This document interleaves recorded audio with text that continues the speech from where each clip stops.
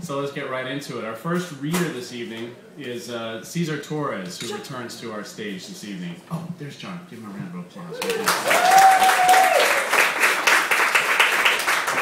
He won't know why, and that's why it's funny. Cesar Torres is the author of The 12 Burning Wheels, a collection of stories of weird fiction published in 2010. His work has appeared in The Willows and in Membrane SF magazine. He's particularly interested in the secret lives of machines and will hardly turn down an insect as a snack. He's currently at work on a new novel, and updates can be found at his website, CesarTorres.net. Please welcome Cesar.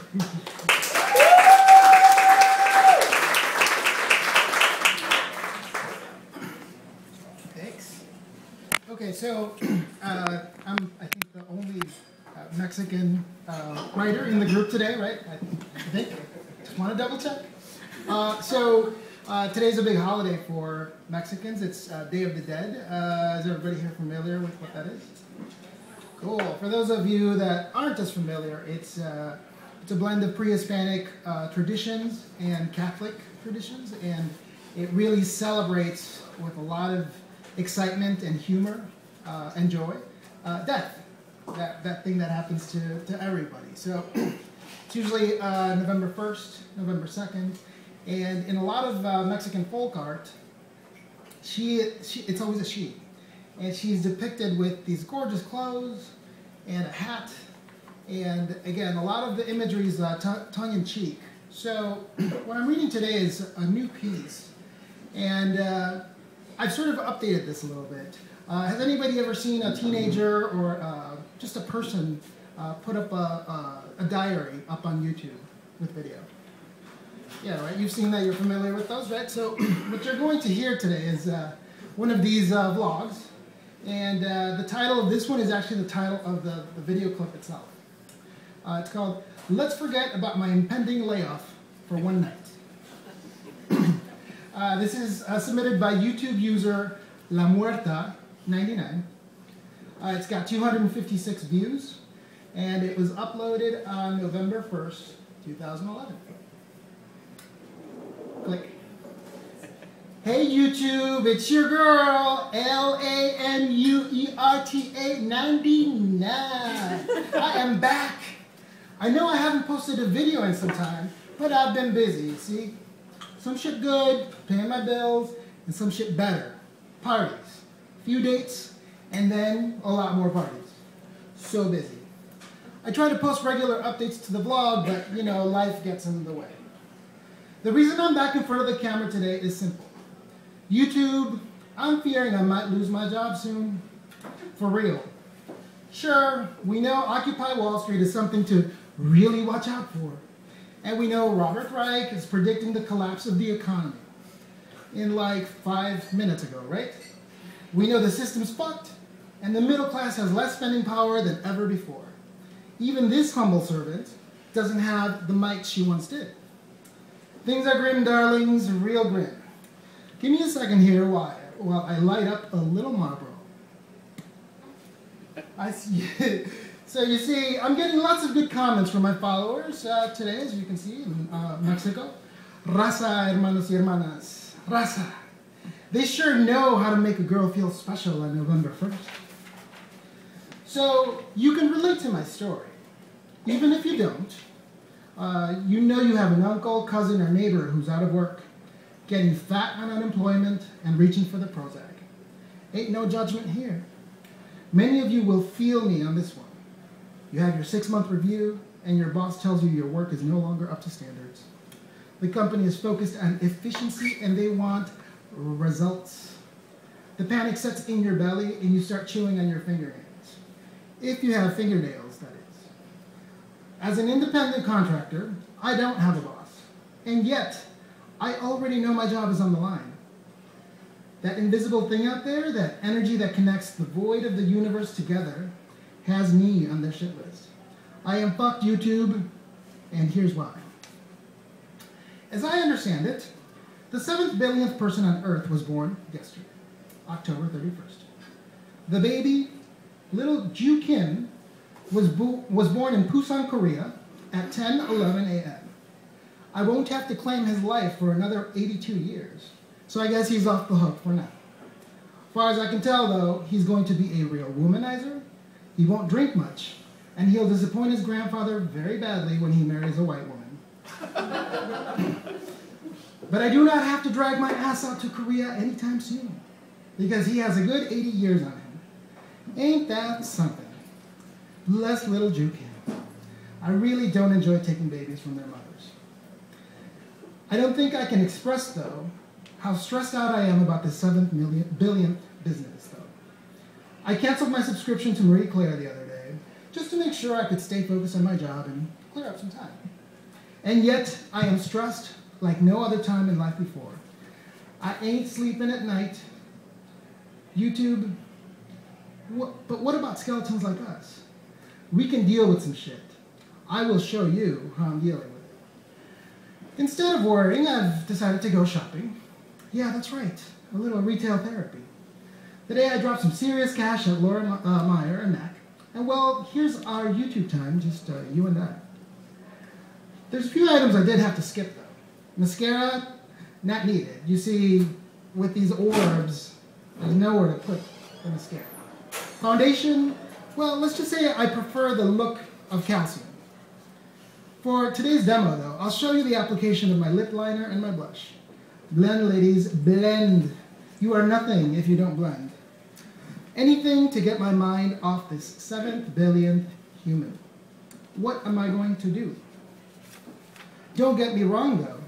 I had a really good time carting away many of you in the cancer wards this month, in Fallujah, or in the city of Juarez. Shit, drunk drivers alone keep me going pretty good. There were plenty there to fill my status reports. The flooding in Japan, yeah, that's real job security. It's like someone threw sprinkles on top of a cake and all I had to do was lift them off using my fingers.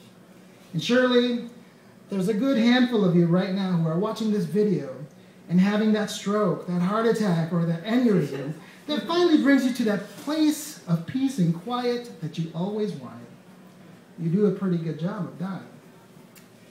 And yet, you grow like weeds. Why, YouTube? Do not forget that if you're skinless like me, you will need to be careful with the angle of this blush. These cheekbones are sharp, and without any flesh, I need to soften them a little bit.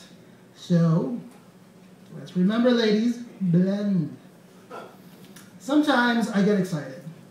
Last night, I was watching The Walking Dead on AMC and eating a Hot Pocket. And I thought, damn, that shit would be like winning the lottery. A world where just a handful of people are left alive. A world full of zombies doing all my work for me. Best subcontractors in the world, YouTube. With a zombie apocalypse like that, all I gotta do is sign me up for a one-way ticket to Cancun and let me know if there's any living studs out there who can fill out a Speedo and be my apartment cabana boys. I mean it. I mean it. Call me up, message me, follow me on Twitter. I am ready. Yeah, The Walking Dead would be pretty sweet, but it remains a fiction. YouTube, many of you have forgotten who I am. I am the bus accident on the turnpike. I am the sweet little tumor that finally nails grandma.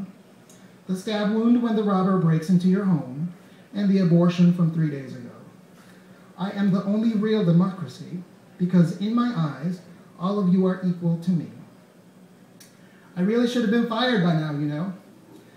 That's why I splurged on cosmetics to forget my troubles for just one night. Well, how does one look under these lights? Too dry, I know. But ain't this some gorgeous shimmer? You got my back, YouTube. I'm a simple girl, really, and I like work. I don't want to get laid off. I guess I need to be more productive. And damn it, I'm gonna have to give up this Chardonnay night. Yeah, today you're celebrating me, but are you really? You can't have amazing birth rates without understanding that all 7 billion will eventually have to come into my arms. In the short term, though, I would like to get these numbers down to something manageable, to like 4 billion. And, well, you know, I'm trying, so just don't judge. Sure, I may have to wait another 60 years for a good flu strain or a touch of famine to bring things back into balance. But in the meantime, you should know I think about each and every one of you. YouTube, I'm the whisper behind your ear, and the misstep on the precipice when you go on a hike. I'm that cigarette that finally puts you on the other side of this thing we call living. I am just a working girl, a simple girl really. Just don't forget about me, and I won't forget about you. I'll always be good to you.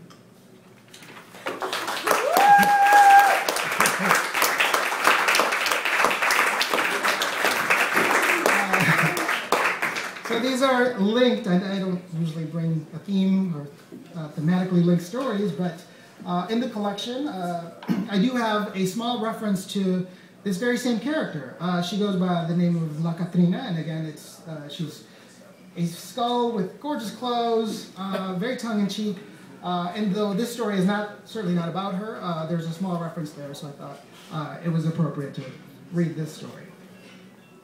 This is called Madre Catrina. Pablo's wife, Elisa, casts a tagging device into the water, hoping she can track whatever's been living down there in the shadows. They are 7 miles west of the coast of La Poza Grande in Baja California. It's noon, but the water beneath them resembles tar. The water should be blue as sapphire out here, but instead it's dark. It's so dark, Pablo can see his reflection in the tranquil waves. Stubbly face, sun-dried leather cheeks, crinkled eyes like his father's. Pablo and Elisa, emissaries of the biology department of Mexico's top university, both look like raisins. It's their 67th day in a row in these waters, but Elisa has not given up. Pablo monitors their progress on his laptop. They have sat on top of the oval-shaped dark spot for weeks, hoping to find its source. There's a legend in the city of La Poza Grande that has inched its way through 2 centuries, digging around under the sand in earthworm zigzags, passed down from family through family by stories. The men who heed the legend the most are the fishermen, because the rumor could actually be true. If it's a good legend, it would be based on truth anyway. If you take your boat just a few miles out from La Poza Grande, where the wind caresses your cheek with a velvet touch and the sun warms the top of your head, they say you'll find a stain on the ocean. It's a shadow under the water, wider than 10 houses and longer than a school bus. It is not the shadow of an ordinary whale, and if anyone knows how to spot a whale in the Pacific, it's the fishermen of La Poza Grande.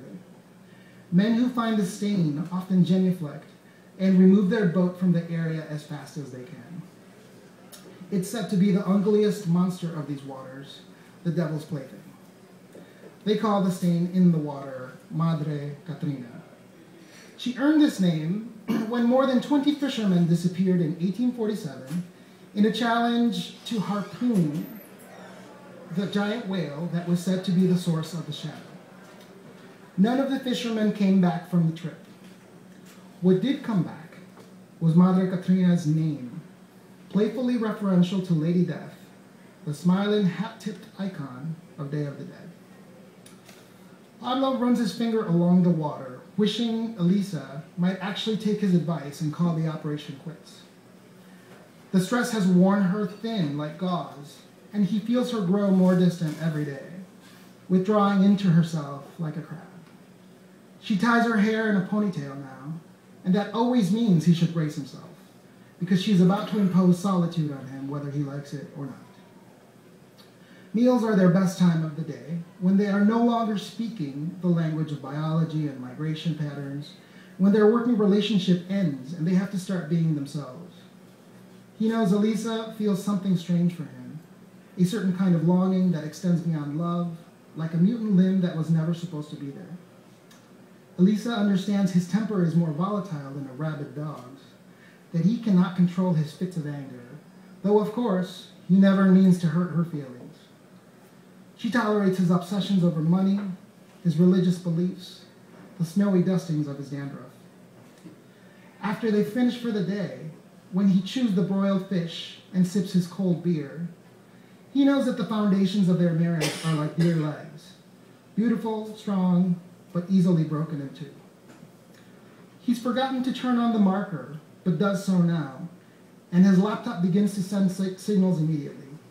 There's activity from below. Pinche Virgen Madre de Dios, he thinks. Beneath, Madre Catrina stirs. Elisa can see the Madre Catrina too, and she screams to Pablo from the control room of the boat. It's too exciting to come out and see it with him in person. The numbers, dials, and GPS shapes have her in a trance. This is one of the biggest moments of their lives. The shadow that extends for hundreds of feet around their tiny boat shifts and undulates. The shape is as liquid as the Pacific currents, alive and independent. It changes then, as gaps appear in the darkness below, like tiny slivers of light peeking through the woods at dawn. Fat layers of shadow peel away, and it's clear within minutes that the onyx oval beneath them, Madre Catrina, is no monster of the deep. Its parts are moving now, peeling away for a few moments in a slow dance. They rise to the surface, and Pablo gasps when he sees the spouts of water splash around him like a battlefield. Thick black skins burst through the water, slick as polished stone, each one a giant in its own right. Pablo's GPS shows there might be up to 250 whales under him right now. He worries they might tip the boat over, but he somehow doubts it. Madre Catrina does not have death in the cards for him, not today. She's got every Mexican accounted for, however. She'll come to collect him and his wife, certainly, one day. Pablo screams for joy.